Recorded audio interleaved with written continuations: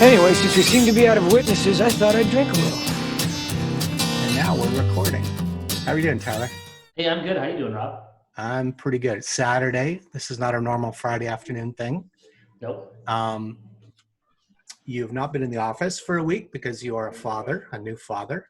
Yeah, did that again. And so I've been really busy. So I took 7 work days off and then the weekend in between. So are you going to take like the full year off, or? Oh, do I get that? Can I do that? Is it 18 months now? Is it? Yeah, you're right. It is 18 months. Yeah, I never thought about that. You know what? Put me down for that. That's what I'll do. Yeah, I think that would be good. I think it's always struck me as odd because if you work for government, right, you just get paid, whatever. I wonder if we could swing that with our clients, if we could say, well, I'm on paternity leave, and so I'm going to send you a little bill every month. I'm not doing any work, but you kind of have, a bit of an obligation to support new children and the development of the family and society. It's kind of, we're all paying politicians. We're all paying government workers. Why not? Exactly. Yeah. All right. Yeah. Let's do it for Tyler. Yeah. I don't think that's going to go over very well with anybody. I think not. I think when you're in business, things are a little more Machiavellian in some sense. We're going to talk maybe about that today.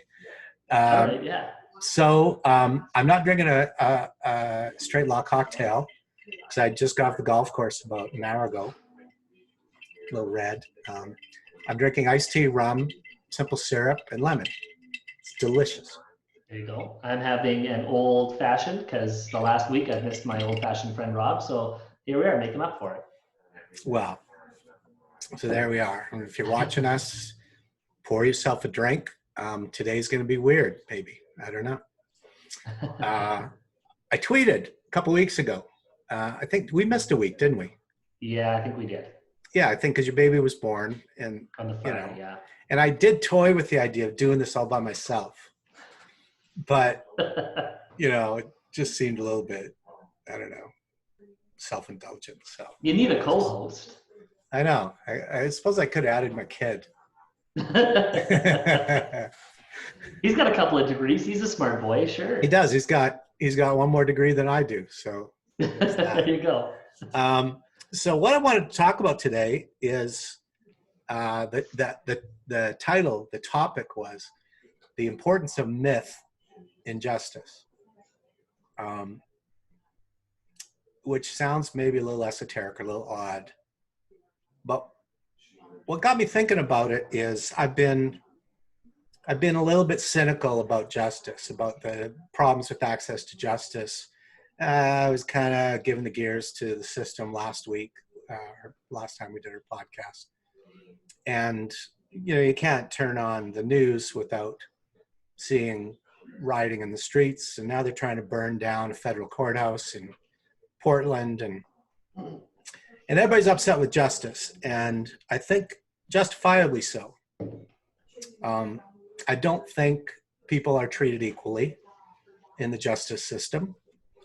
We've talked about this before, but I do think that money buys a better standard of justice than not having money, particularly if you can afford a lawyer, which a lot of people can't do. So,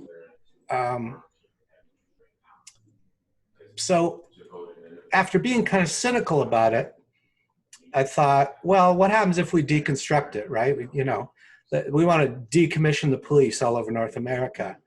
We want to burn down the federal courthouse in Portland. Why don't we just bring the whole system down, right? And then it struck me that justice is more important than the reality of it. And that the concept of justice, or if you will, the myth of justice, has an incredible value to a functioning society, even if the reality falls short of that. So that's what I thought we'd talk about. Is what you're saying then that without people buying into justice, or justice as a result of our systems, we would have less social order. Is that the worry? Yeah, I think so. Okay, all right. I sent you a little video today. It was there's two guys talking. One of them is Jordan Peterson. And whenever you say Jordan Peterson, half of the population loses their mind I'm cringing. Yeah, I cringe for sure. because they see him as He's nutty. What's the term du jour? I have a few. Neocon. He's a neocon, right? Okay, yeah. But what got me thinking about it, they were talking about the importance of myth and the heroic myth, in particular the concept of religion. Okay, yeah. And one thing he kind of said was, if you don't have something to base your society on, like a foundation of some kind, you either have chaos or you have the crowd, is the way he put it. And the concept was, you either have anarchy or you have your welfare at the whim of the tyranny of the majority. Mm-hmm, right? mm-hmm. And if you will, that didn't work out very well for Black people for a good part of the last 200 years in North America, and some would say even today. So because the majority thought slavery was okay for a period, that certainly couldn't have made it okay, clearly. Right. And then the alternative, anarchy, well, you and I are both lawyers. I think you'd have to be a moron to think that anarchy is a suitable social construct. It took about a week for the CHOP area of Seattle to start turning up bodies and so forth. Anarchy gets you nowhere. So Jordan Peterson said, you need something to believe in. You have to have an aspirational goal or a hero archetype, he would say. And I think he's right. And I think as much as we like to shit on justice and point out the flaws, I think the idea of it is still important. You know, it goes back over 2,000 years. Themis, right? Most U.S. courthouses, you see this Themis, and a lot of lawyers in Canada, you'll see Themis, the Greek goddess, you know, holding up scales of justice with a blindfold. That vision of justice as something pure and impartial to decide right from wrong really is the cornerstone of democracy, the freedom. Don't you think? Yeah, I think I disagree with you a little. Okay, well, this is good. So tell me your thoughts. I think, you know what? I don't think we're going to have anarchy without having a belief in something bigger or scarier or better. I don't know.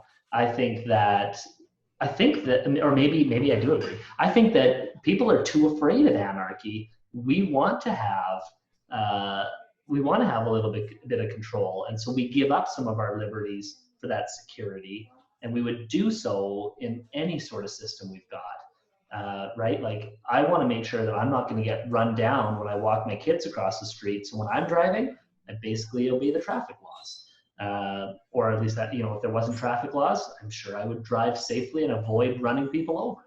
I think that there's this exchange that we make because we're so afraid of anarchy. And I think that that's a good foundation for people to operate on, right? So you're kind of talking about social contract theory kind of a thing. Exactly, yeah. And do you think that exists? And this is an interesting point because you are, I think it'd be fair to say, somewhat religious. Yeah. You attend church fairly regularly. It depends who you ask in the congregation, but yeah, I go. Yeah, I don't go at all. Okay. The last time I went to church of my own volition was probably never. I've gone to church with my wife, and I don't hate it. I don't, you know, throw rocks at the priest or anything. Right. But I'm sort of agnostic, bordering on atheist. And every time I see you, you don't like punch me in the head or run me down with your car. No, I mean, you know, just I worked with an office full of Mormons for the better part of 2 decades. And they're pretty religious people, and I got along with them just fine. And so here's the interesting thing: as much as I'm not religious, I think the idea of religion, again, what what Jordan Peterson would call the heroic archetype, for example, Jesus Christ, even if you don't believe in him, the aspirational model of that myth has a resonance that is worth aspiring to emulate. And I think justice is like that. I think I don't think we need to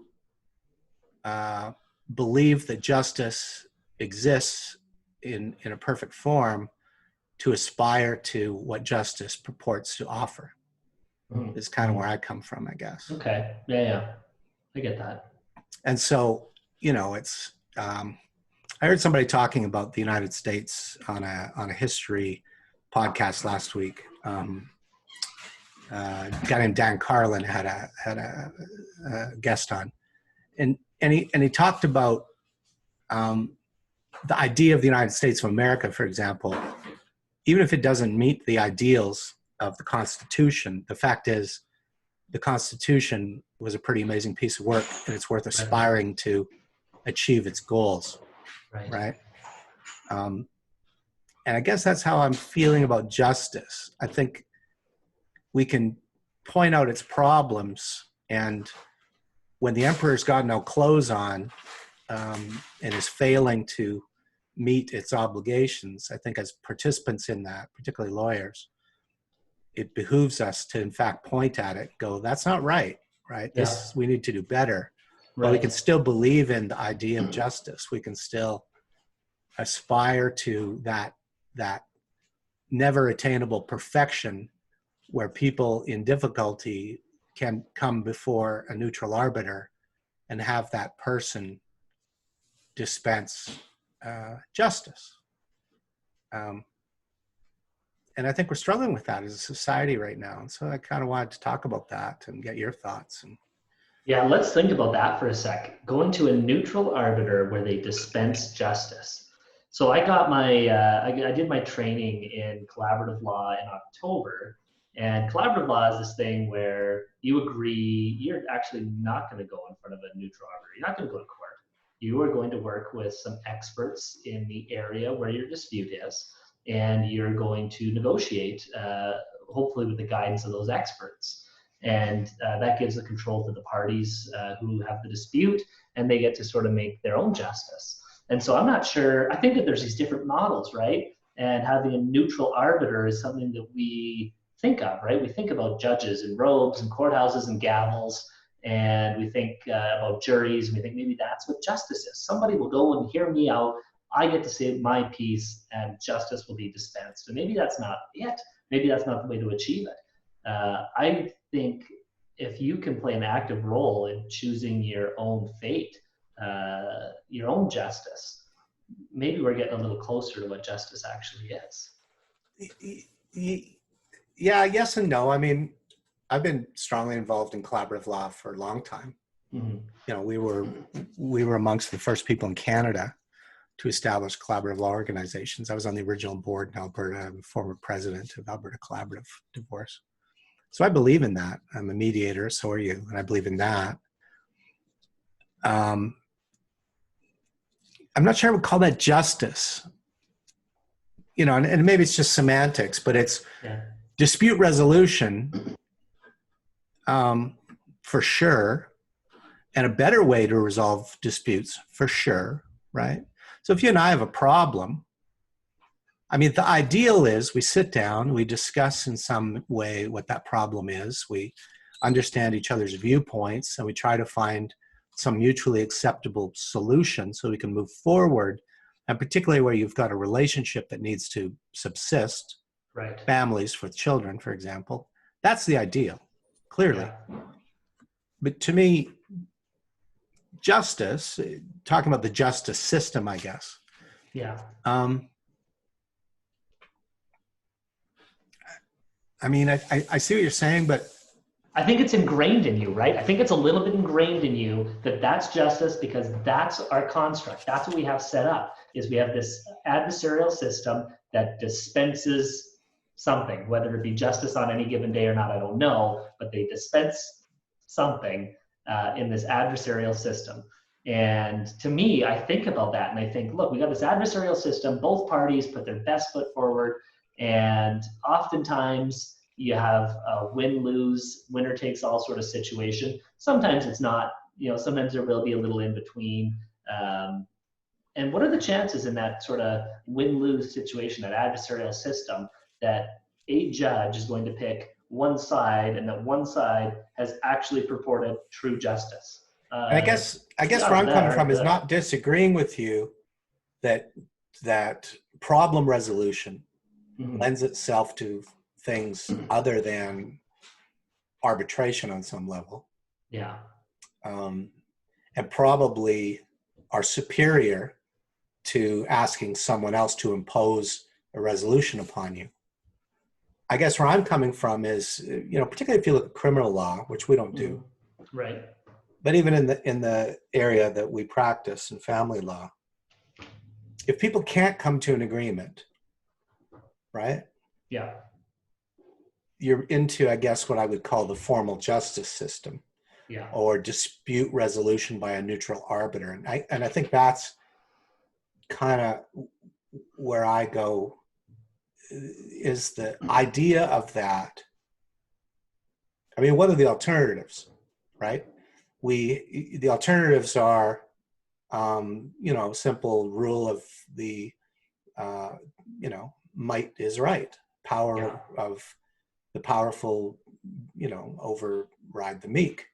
Yeah. Well, that can't be a way to operate society, where the people that either are the most powerful physically, that can impose threats upon you, or the people that have the most money get to do what they want. I think most people would agree with you that that's so you get just back to this concept of the rule of law, that the rules apply to everyone. Yeah. And they should apply to everyone equally, regardless of immutable characteristic, regardless of gender, race, religion. Right. So you start with that concept, and I don't know that anyone would disagree with that. Do you think? No, I think you're right. I think most people equate justice with some sort of a principled approach, and I think the most common principle that people would say describe justice as would be fairness, right? And so, to have a neutral third-party arbiter, people might see that as being fair. Now, what are the chances that gets you a just result? I guess maybe it's at least as good as flipping a coin. Maybe it's better. I don't know. Yeah. And I've said this before, flipping a coin in its own way is a neutral form of justice. Oh, and completely unbiased. Right? Yeah. And when it's a win-lose proposition, and there's nothing stopping you from doing that. Yeah. So there is that. Yeah. I think what I worry about, I guess, is, and you've got a philosophy background. I don't. I was an English major, so, I could talk about Chaucer or Shakespeare or some bullshit. But I worry that we are moving towards something that approaches nihilism. Okay. Right? That we don't believe in anything. That the justice, if you will, or the application of rules upon society, people begin to believe that it doesn't really exist, that it's all nothingness, right? And that worries me.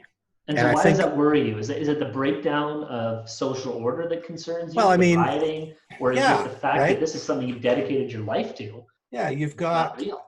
I mean, no, I think I could let it go if I didn't think it mattered, right? I'm at the end of my career, getting close to it.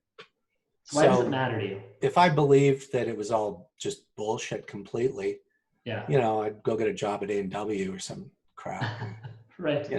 Not worry about it. Yeah. Yeah. But I think it matters, and I think when we watch, I guess last week I'm watching people trying to start the federal courthouse on fire in Portland. And I'm like, this is bullshit. This is not acceptable. Right. I hate Portland.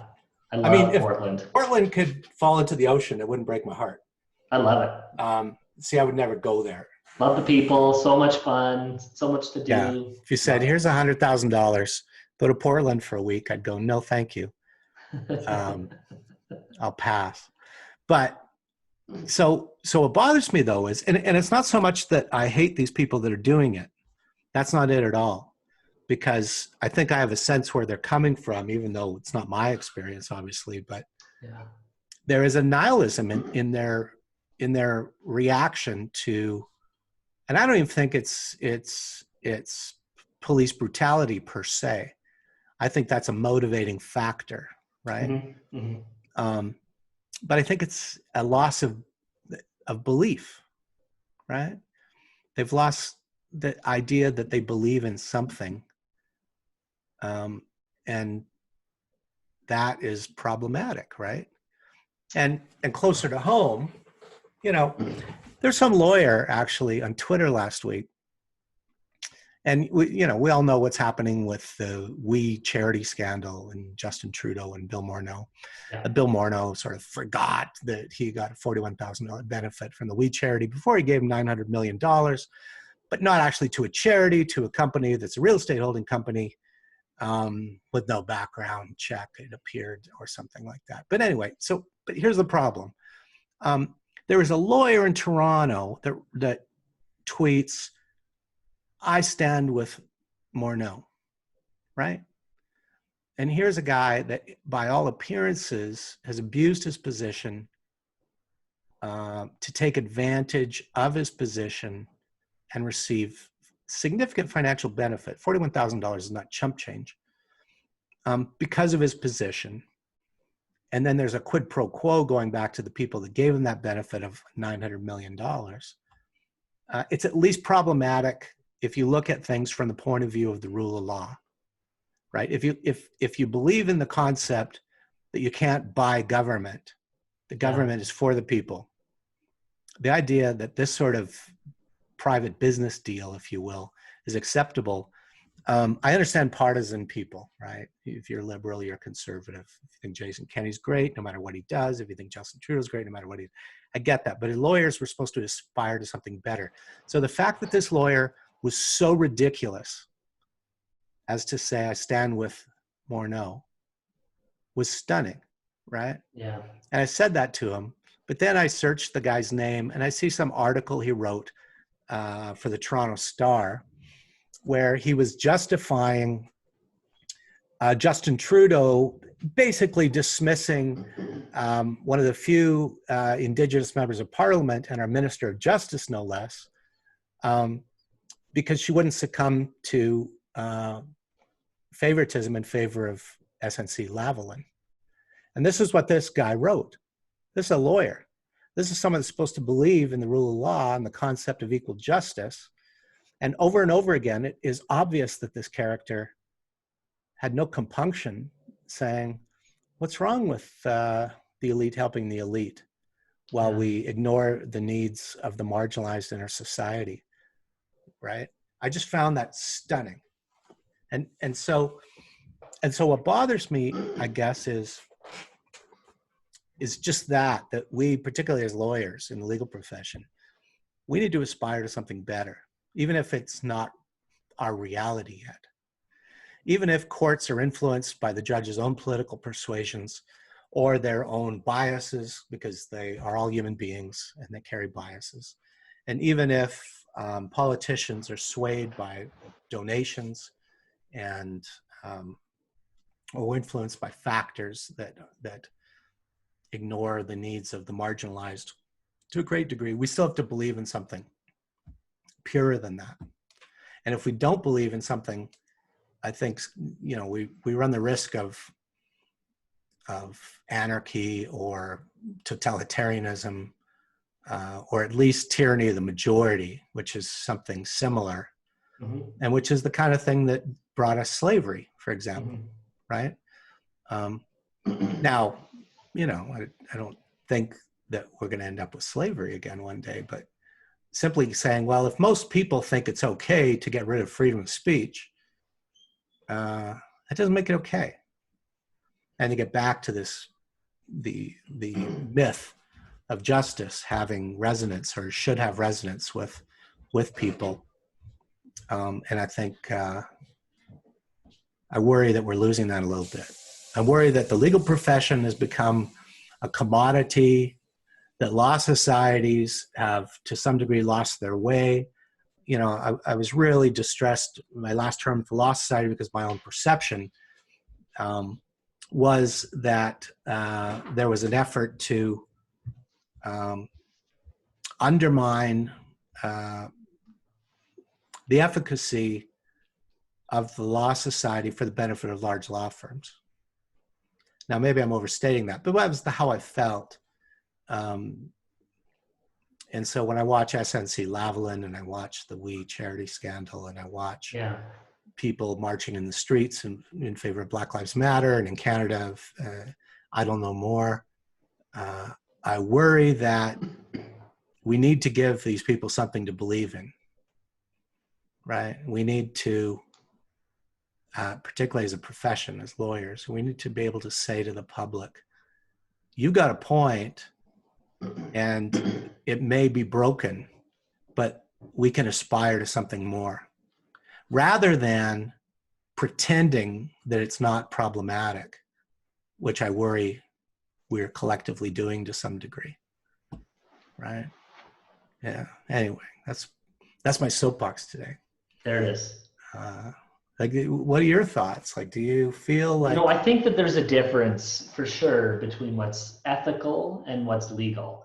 And, I go back to studying when I studied in law school. I go back to my ethics class, and they called it ethics. And it wasn't so much that I was studying as to what was ethical. I was studying as to what rules lawyers are bound by, what I needed to do to make our current system continue to operate the way that it always has. And that's struck me in law school, and it still sticks with me that it's odd that we studied ethics, but we weren't studying ethics. We were studying a system of rules that keeps our system going. And so there's a difference, right, between what's ethical and what's legal. And when we're talking about justice being something that's fair, that's where that interruption occurs, right? Is that that's not what our system is exactly designed to give, an ethical outcome by any means. But it is trying to get to some sort of fairness. But like I say, on a given day, does it get that? I don't know. That's tough. Yeah. I think that's an interesting point. I remember when I was at the Law Society, we had a retreat, and we were talking about encouraging or enforcing our ethical obligations on our members. And there's some really good people. I think the guy that was kind of chairing our small group was a guy named Daryl Pink, who he's a former, I think was the executive officer for Daryl from Nova Scotia, if I remember. I think. If I've got that wrong, I apologize. But and it was kind of like what you're saying, right? Well, how do we teach lawyers, and how do we require them to establish that they are following ethical guidelines? And the thing that I said that everybody seemed to think was kind of odd was, I think we need to have a greater sense of pride in having those ethical obligations. Jeez, that it should be a badge of honor. Right. That it shouldn't be seen as an obligation or a burden. It should be seen as something that we carry on our sleeve that makes us unique in the world of professionals to some degree. And it's not a burden. It's an honor to be part of a profession where your undertaking, for example, your promise to another lawyer is sacrosanct, and that you break that promise at the risk of losing your professional license. And again, not a burden, but a badge of honor. And I'm not sure we do that, particularly with young lawyers. Like, do you ever get a sense of that when you're in law school, that you should really feel proud that you have these obligations, that you should feel unique, that you are an integral part of the sense of really freedom and democracy that you are part of what makes it possible for people to overcome adverse circumstances in society against the whims of the majority or the powerful. And part of that is our ethical obligation. And I think we act like ethical obligations are either they get in the way of making money or they are a nuisance. Mm-hmm. And they're everything but, you know. Yeah. Anyway. And I think that's something we could do as a profession, is be more, you know, maybe, you know, it sounds like I'm, you know, it's like I see the light, right? It's like I'm the evangelist for justice. And I feel like that a little bit, you know, and maybe that's kind of what I'm doing today, is saying we need to see the light, right? We need to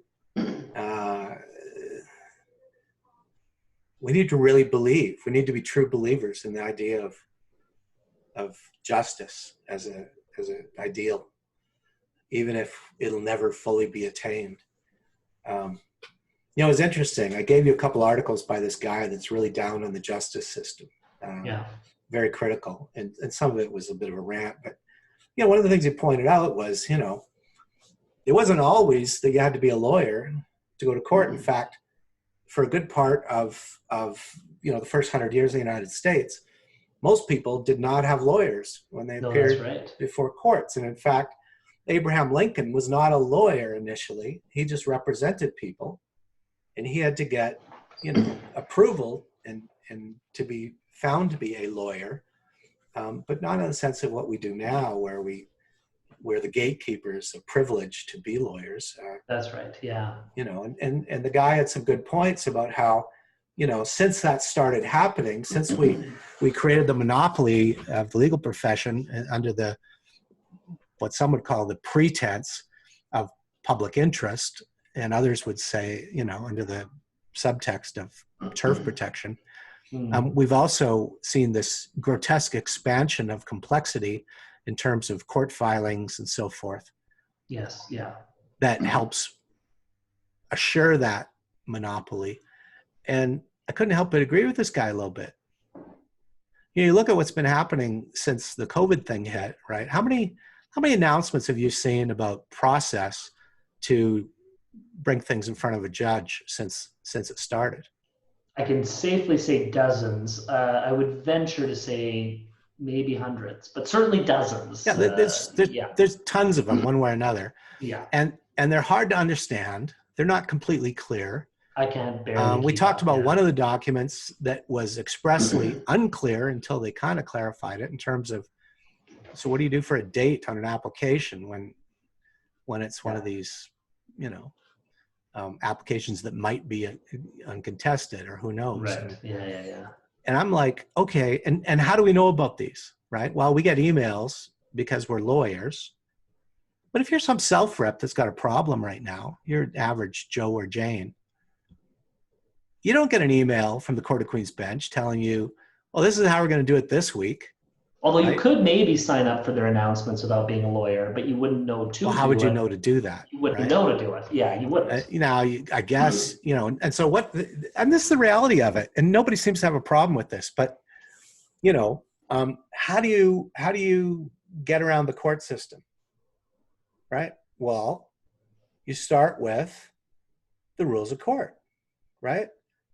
And the rules of court set out the procedural requirements of doing things in front of the court. Now, is that all there is, Tyler? Not even close. That's not even. No. Think about this. I go to the courthouse wearing a suit, and I will have, by the time I get to my courtroom, the courtroom I'm supposed to be in, I'll have, 5, 6, up to 10 people ask me, where do I go? What do I do? There's not a sign. There's no indication. There's no. It's confusing. It's so confusing. That's just walking into the shop, right? It's hard. But the thing that gets me is the rules of procedure. Yeah. Well, it's not the rules of court, because it's also practice notes. And for people that might be watching this that aren't lawyers, well, you've got the rules of court, but then judges get to change those rules or modify those rules or add to those rules effectively at their whim collectively. It's not the individual judges say, No. well, I'm not going to follow the rules today. I want you to dance on one leg if you want to talk in front of me. Yeah. But the judges collectively issue these practice notes. And the practice notes are not all the same throughout the province. No. There's practice notes in Edmonton. They're different from Calgary. And there's practice notes in Calgary and Edmonton. They're different from Red Deer and Lethbridge and Medicine Hat and so forth. Yeah. And these practice notes change periodically. And then since COVID came, we got all sorts of announcements about different procedures and practices. Yeah, and there's notices to the profession on top of that are, again, different. And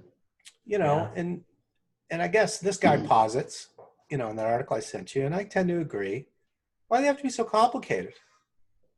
Right? We talked about this last time we spoke. You got to have bookmarks on your e-filed documents. Right? Why is that?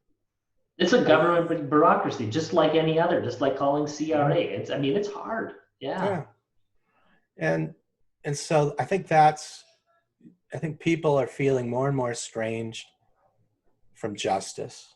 Mm-hmm. And they're finding it harder to believe in the ideal of justice, or if you will, the myth of justice. And I think we need to do a better job, number one, about supporting the myth, about maybe not the myth, let's call it the ideal, right? We need to speak loudly about the importance of the ideal of fair justice.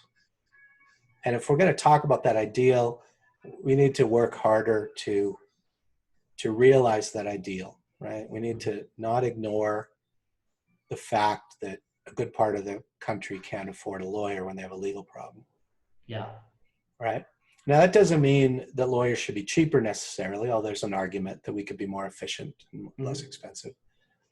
But for sure, the system could be simplified without, in my opinion, a tremendous loss in the quality of justice. Mm-hmm. What do you think of that idea? There's no reason that we have to jump through the hoops we do, that we need an FL10 form and an FL18 form, depending on which act you're bringing the claim under. It's tough, and there's no reason. There's no need. So I'm going to throw you under a bus here just for a second. Oh, yeah. All right, great. Not in a negative way, but you recently had a court application where a judge gave you an order that you hadn't applied for. That's true, yes. Right? Yeah. And the other lawyer didn't particularly oppose it. And the other lawyer didn't apply for it either, I should be clear. Nobody applied for that relief. So you're both arguing about support issues, but there was no parenting application. Right. And the judge made a parenting order. Which was probably necessary to determine the support, but yes. So it's not my point to criticize. My point is there was a determination that was just, and nobody was caught by surprise. Right, definitely. So it's like, okay, let me understand this. We've got these incredibly complex rules of procedure and forms up the asshole, but somehow a judge found a way to make a decision that was appropriate for the parties without one of these applications being filed. Now, I don't necessarily agree with that, but my point is, if you had filed a document that said, can you tell us what to do about these kids between the two of us, period, yours truly, I think a judge would figure it out, and I think he would understand what you're worried about. But if he didn't fully, he'd say to the people, so do you have a dispute about who's going to look after his kids most of the time? And you'd say, well, no, or yes. Okay, and do we have a dispute about what child support's going to look like? How are you going to share the financial obligations for those children? Yes or no. And then he'd be able to listen to what you had to say about that. Right. And he'd make a decision. Yeah. And it didn't take bookmark documents 3 inches thick to do that, right? No, that was actually it actually got delayed much longer than it needed to because the processes changed in the midst of my filing, and so it never was sent to the judge in an appropriate amount of time. But other than that, I filed I don't know, 8 pages, nothing major, Yeah. and we got these people moving on in that dispute, moving forward to get closer towards resolution. Yeah, it can happen. So anyway, so my point is, we can make justice easier for people that don't have lawyers. Yeah. Right? Now, in my opinion, if you have the ability to have a lawyer, they're of great value. Yes. Because people without lawyers, and I've read studies that my NSRLP has put out, they do phenomenally better than people without lawyers. There's a reason we go to law school. There's a reason that we practice and our experience in a courtroom and understanding and being able to quickly get to what's important and what matters, and how to put a case before a judge in a way that helps them best consider your position. There is a value to that, right? Without question. But that being said, the procedural formalities and the hoops that people are required to jump are stunningly more obtuse than they need to be, in my opinion. Yeah. No question about that. So we talk about the myth of justice or the ideal of justice. As lawyers, I think we should do more of what we're doing right now and say, why don't you make it a little simpler, right? Or how about this, right? And I've had this conversation with justice constituencies, judges and administration. Mm-hmm. Why don't you include consumers in your review and reconsideration of processes, right? Why don't you actually pick some clients, some legal consumers, even self-represented parties, and include them in the discussion? But they don't, right? They'll say things like, well, we're going to poll the public. Yeah, okay. Well, what if we polled the judges? Could you imagine? We're going to reconstitute the justice system, and we're going to make all sorts of new rules and things. And the judges will go, well, aren't we invited to the discussion? No, but we'll poll you later. Could you imagine the outcry, right?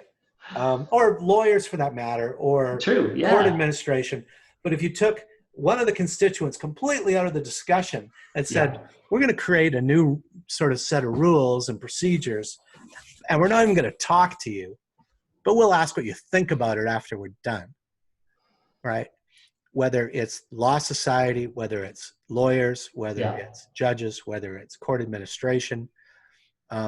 If we didn't include those people in the discussion, they would lose their freaking minds, right? Yeah. But probably the most important participant in the justice system is the public. That's right. Are the people whose lives are at stake and whose livelihoods matter. And almost universally, my experience is, we don't ask them what they want. Yeah. While we're having that discussion, because they just don't know. They're just too stupid and ignorant, like us smart lawyers. And as well as I do, right? So there's some lawyers that are brilliant, and there are some lawyers that are just, very deficient in the intelligence sort of spectrum. Okay. Am I wrong? I won't disagree with you. No, that's fair. Yeah, that's fair. Where I land on the spectrum, I don't know, but yeah. Oh, you're one of the good ones, Tyler, clearly. Oh, well, okay. If Rob says so. But my point is, we've got fallible lawyers, judges, clerks, government administration, Our former Minister of Justice, lovely woman, Kathleen Ganley. How long did she practice when she was made the minister? 4 years, 5 years, I think? It was little, I know. It was in that area. Minister of Justice, right? And not to discredit her, but the idea that we as lawyers and the politicians and the administration are just so much smarter and have so much more to provide the discussion of how justice should be administered than people is just the height of arrogance. Yeah, I think you're right about that. In my opinion. I've had some very intelligent clients who don't like what they had to go through, didn't like that system. And they would have some very valuable input. Yeah. Like one of the things that people maybe don't fully understand at Law Society, when we do discipline hearings and on our benchers, on our board of directors, we have several lay benchers, people that are not lawyers. Yeah. And on hearings, there's always one lay bencher on a 3-person panel. And they provide incredibly valuable insight and input from the kind of outside looking in perspective when we're looking at judging what lawyers have done or should have done, or when we're looking at how we do things as a law society. And I think we should emulate that more broadly in the justice sort of discussion generally. And that gets back to the idea of themis, the myth of justice being something worth cherishing, even as it is glaringly imperfect. Right. Something to aspire to. Yeah, I think so. And I think sending a message to young people that as problematic as justice is, it's still the only system we have. And rather than try to tear it down, engage it and demand to improve it. Yes. And part of the issue right now is the public doesn't, to some degree, care all that much until people start burning down courthouses. Right. And then they're all upset. Well, work to make the justice system more relevant to everyone, not just people with pockets full of money. Yeah. You might see fewer courthouses being burned down. Yeah. Maybe. It's an idea. I mean, it's tough because our administration of the legal system and the legal system as a whole and laws generally come from the people who are in charge, who are on the top, who are often, at least in our society, the most wealthy, the least marginalized, generally. And you'll see that majority bias trickles down, and maybe that's not even enough of a statement. Maybe it's more than trickles down, but it's a tough situation. Yeah. So I like your advice to young people like me. Let's aspire for better. Let's aspire for more. Yeah, I think so. I think it's worth engaging the public and saying, we understand that we could do better. We still think the system is better than the alternative, which is chaos. Right. Or rule of, tyranny of the majority. Yeah. But we're listening and we're willing to try to do better. So. Cheers to that. Cheers. Almost done my iced tea and rum. I'm done. So, call it a day. What do you got going on? You're parenting, I'm guessing, on some level. You know what? We've had a pretty productive time since the birth of our new baby. The birth was very quick, labor was quick, and my wife has recovered very quickly. And so, unlike our first, which was a long labor and longer recovery. So I've had a little more of a relaxing week off than I did last time. That's good. And me and my son have even torn some of our decks apart and restained them. And we're having lots of fun. It's been a good week. Well, that's good. That's good. Yeah. Any plans for the rest of the day? No, that's it. I think we're going to go enjoy some of the beautiful sunshine that we get here in southern Alberta. Yeah, like I said, I had golf this morning and it was nice. Had my son who's here before he goes to Russia. Knock on wood. Whenever that may happen, he's they're still telling him he's going to go. Oh, wow. But, they're dealing with the same kind of shit we are. Do you open the schools? Do you open them full time? Yeah. Do you need more teachers or less teachers? Yeah, it's an interesting discussion. But yeah, that is interesting, actually. Anyway. Another day. So, thanks for joining me today. And again, anyone that would like to engage us, our email's on our website. You can make comments on the YouTube site. And we're happy to discuss anything that interests you about our discussions. Sounds good. All right. All right, well, have a good rest of the weekend, everybody. And maybe by the time you see this, you're back at work and it's the week again. But good luck. Take care.